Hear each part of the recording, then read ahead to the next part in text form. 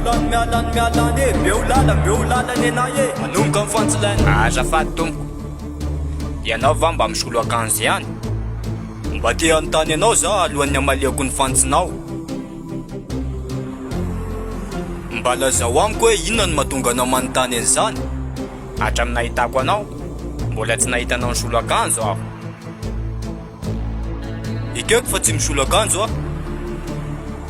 fa tsy hahenona fofokely ka na izany aza ny anareo ny akanjo misolo isan'andro fa ny calson telo volana tsy misolo tandremle zany le lainga zao fa hery no tena taminao hoe ny calson nay tsy misolo sady anay ny banky boto e ny boto tsy mba misolo calson zany alaiko hoe avao tsy milaza boto nefa ny hira mamenao anatin'ny playlistany Céline Dion tsy sa mandahany zany anareo fa nisofoko roa mihitsiny na ena milaza boto nefa mbola piso ihany hatramin'izao na dia efa antitra bandy belaka milaza boto nefa nantoga asotroanareo ary booster vai tompoko ny fisotro ny tena boto ny bandy belaka ihany miseho azo boto fa ny tena boto dia tsy mihevitra ny tena no boto mivoa ivelany aty anareo raha mbola sa fa atako retany ho rendanitra mihitsy ny amatsiako anareo eto androany izao ny lazainareo fa tsy misolo akanjo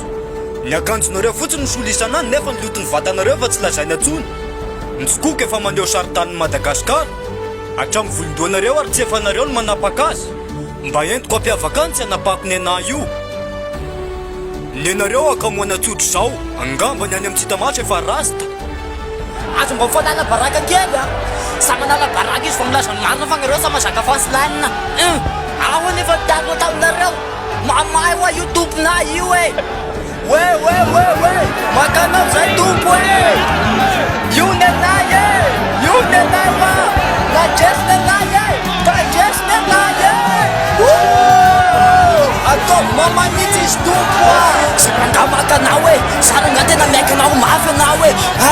mafy ainao ya makanao hatramy fana tompo makanao aho e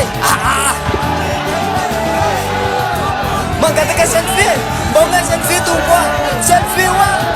mandefasa vola amin'ny alalany tamitapo zany dia ampiasainy code promo VAD 161 dia mahazo 10 € e